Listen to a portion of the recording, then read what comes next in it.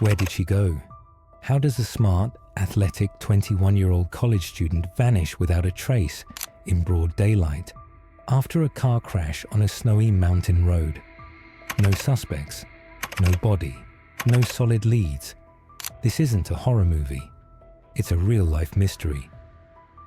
This is the story of Maura Murray, the missing college student, whose disappearance remains one of the most puzzling unsolved cases in America.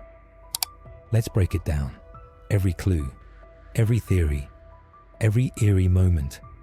This is the full Maura Murray timeline, and why people still can't stop talking about it.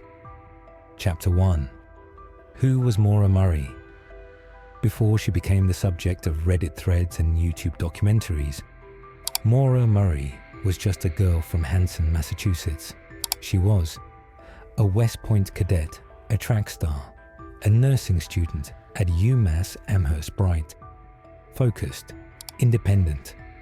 But just beneath the surface, things weren't perfect. In the months leading up to her disappearance, Maura made some strange decisions. And in the week before she vanished, those choices became downright chilling. Chapter 2. The lead-up. What was she planning? On February 7th, 2004, Maura crashed her father's car after a late-night party. She said she was going out to buy soda, but police say alcohol may have been involved. Then, things got weirder. She emailed her professors saying she'd be gone for a week due to a family emergency. There was no emergency. She packed up her dorm, removed decorations, and boxed up belongings. She Googled directions to Vermont. She withdrew $280 in cash, emailed her boyfriend, and purchased alcohol from a local liquor store. At 3:15 p.m. on February 9th, she got in her car and drove north. No note, no goodbye, no explanation. She was heading toward the White Mountains of New Hampshire, and she never came back. Chapter 3. The night she disappeared. At 7:27 p.m. on February 9th, 2004, a local school bus driver named Butch Atwood spotted a black satin sedan that had crashed into a snowbank on Route 112 in Haverhill, New Hampshire. It was Maura Murray's car. Atwood stopped and spoke with Maura. She appeared calm, not visibly injured, and told him she didn't need help, claiming she had already called ALA. But that didn't add up. There was no cell phone reception in the area. No call to AAA could have been made. Still, Atwood didn't press her. He drove the short distance home and immediately called the police at 7:43 p.m., reporting the accident and location. When officers arrived just a few minutes later, Maura was gone. Her car was still there. The driver's side door was locked. The airbag had deployed. Her belongings, including school papers and the stuffed animal, were inside. But there were no footprints in the fresh snow, no tire marks suggesting she got into another vehicle, and no witnesses who saw her leave. She had vanished within a window of less than 10 minutes. That moment, between Butch's offer to help and the arrival of police, is still one of the most baffling parts of the Maura Murray case. How does someone just disappear in the middle of a cold, dark, rural road without leaving a single trace? Chapter 4. The car and the clues. Inside the car, police found her license and school papers, an empty box of wine spilt in the back seat, her favorite stuffed animal, and a smashed front end. But there were no signs of injury, no struggle, and no blood. Strangest of all, the car doors were locked, and there were no footprints in the fresh snow. If Maura had run off, she left no trace. If someone picked her up, it was silent and clean. Chapter 5. Was it foul play, a setup, something worse? Now let's dive into the theories, the ones that keep this case alive after 20 years. Theory 1. Voluntary disappearance. Maybe Maura ran away to escape pressure. Her father was strict. Her relationship was rocky.